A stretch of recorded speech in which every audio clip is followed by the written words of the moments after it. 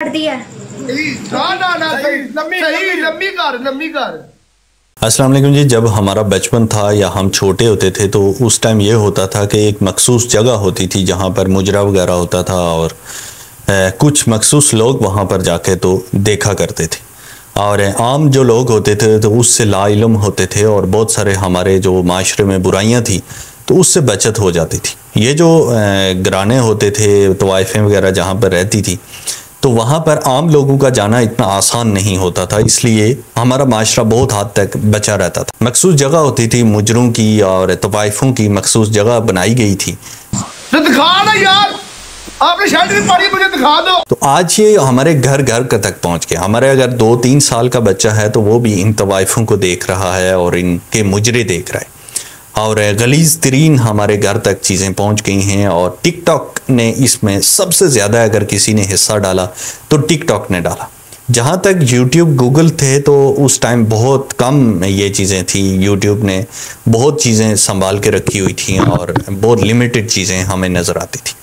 लेकिन फेसबुक आने के बाद ये काफ़ी ज़्यादा आम हुआ। फिर इंस्टाग्राम और टिकटॉक ने तो हद ही पार कर दी। इंस्टाग्राम पे कोई रिस्ट्रिक्शन नहीं है, आप अपनी विदाउट कपड़ों के तस्वीर अपलोड कर सकते हैं और वीडियो भी अपलोड कर सकते हैं और कोई भी आपकी वीडियो या तस्वीर डाउनलोड देख भी सकते हैं। और इसी तरह से टिकटॉक पे भी मैं देख रहा हूँ कि ये जो लाइव का ऑप्शन आया है तो वहाँ पर आप मतलब कि गलीज ज़बान इस्तेमाल करते हैं, लड़कियाँ अपने कपड़े उतार रही हैं। मैं बहुत अफसोस है मुझे कि मैं ऐसी वीडियो बना रहा हूँ और सबके सामने ऐसी वीडियो चला रहा हूँ तो लेकिन मजबूरी है, मैं क्या करूँ। मैं चुप भी नहीं बैठ सकता, आपके साथ ये चीज़ें शेयर करनी है और आप हम सबको मिल के इसके ख़िलाफ़ आवाज़ उठानी है और हमने खुद भी बचना है और अपने बच्चों को भी बचाना है। देखें, एक बुराई के जब हम आदी हो जाते हैं तो हमारी ये जो आदत होती है तो ये एकदम से नहीं आती, बल्कि एक लंबे अरसे के बाद हमारी ये आदत बनती है और उसके बाद से वो आदत हम छोड़ नहीं सकते। लेकिन हमारे जो बच्चे होते हैं तो वो हमारे इख्तियार में होते हैं, क्योंकि वो पैदा ही हमारे घर में होते हैं और उनको बड़े करने में पूरा हमारा हाथ होता है। और वो क्या सीख रहे हैं, किधर जा रहे हैं, कौन सी आदतें अपना रहे हैं, तो ये पूरी चीज़ें हमारे इख्तियार में होती। तो इसलिए हम अगर ऐसी किसी भी आदत में हैं तो हमें कोशिश करनी चाहिए कि हमारे बच्चे इन आदतों से बचे रहें। मैं छोटा था तो मैं देखता था कि हमारे घर में सिगरेट पिया जाता था और हमारे सामने पिया जाता था, लेकिन अगर हम वो सिगरेट पी लें तो हमें बड़ी मार पड़ती थी और हमें बुरा भला कहा जाता था और ये बताया जाता था कि ये गंदी चीज़ है। लेकिन दूसरी साइड पे हमारे सामने ही पिया जाता था तो हम ये सोचते थे या ये देखते थे कि अगर ये गंदी चीज़ है तो ये आप लोग तो पी रहे हो तो फिर हमें क्यों मार रहे हो। तो ये चीज़ें नोट करने की चीज़ें होती हैं। अगर हम एक चीज़ को गलत समझते हैं, गंदी समझते हैं, तो हम कोशिश करें कि हमें आदत है लेकिन हमारे बच्चों को नहीं है तो हम उनके सामने कम से कम ना करें और उनको बताएं कि ये चीज़ गंदी है, ये आप नहीं करो। उनसे चोरी छुपे हम अगर करते हैं क्योंकि हम मजबूर हैं तो हम करें तो ठीक है, लेकिन हम अपने बच्चों के सामने ये चीज़ें ना करें। तरह से ये डिजिटल चकला भी इसी तरह से काम कर रहा है कि अगर हम खुद इन चीज़ों को देख रहे हैं, लाइव को देख रहे हैं, तो हमारे बच्चे भी लाजमी तौर पे देखेंगे और वो ज़्यादा इससे ख़राब होंगे। हमने अपनी ज़िंदगी तकरीबन गुजार दी है और हमारा जो दौर था तो वो बहुत अच्छा दौर था, सादा दौर था, गुजर चुका।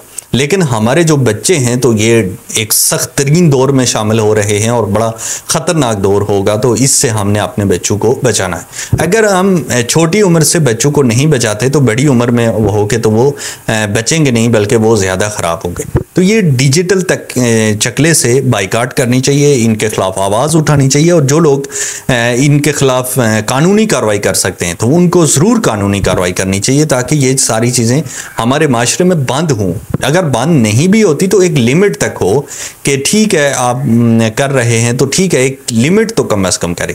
एक शख्स लाइव बैठ के दूसरी मतलब खातून को कह रहा है कि आप अपनी बैक साइड दिखाओ, फ्रंट दिखाओ, मतलब कि क्या बोलूँ मैं, इतना गलीज ज़बान इस्तेमाल की जाती है और मतलब लाइव चल रहा होता है ये सारा और हज़ारों लोग उनको देख रहे होते हैं और सिर्फ चंद टकों के लिए, चंद पैसों के लिए ये सारी चीज़ें की जाती हैं और नंगे हो रहे हैं।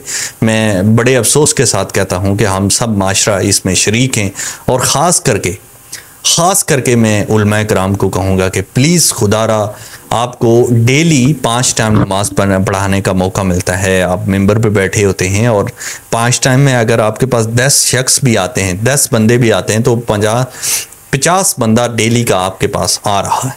और जुमे के दिन आपको 100-150 बंदा मिल जाता है। तो खुदारा इस पे अमली काम करें, इस पे बहुत ज़्यादा सर्च करें, रिसर्च करें, उसके बाद से लोगों को अवेयरनेस दें और लोगों को इस सब चीज़ से बचाएं।